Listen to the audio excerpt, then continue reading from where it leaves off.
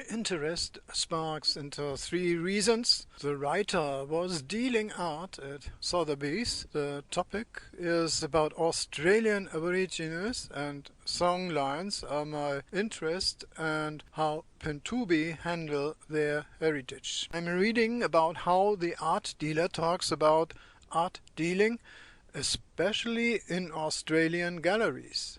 With a little fantasy, you can follow it like a movie. Book chapter 5 about nomads and about the tribe, the Pintupi, were the last wild tribe to be brought out of the western desert and introduced to wild civilization. Until the late 1950s, they had continued to hunt and forage naked in the sandhills, and they had hunted for at least 10,000 years. They were a carefree and open-minded people, not given to the harsher initiation rites of more sedentary tribes. The men hunted kangaroo and emu.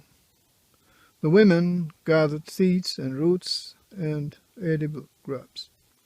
In winter they sheltered behind windbreaks and spinifex, and even in the searing heat they seldom went without water.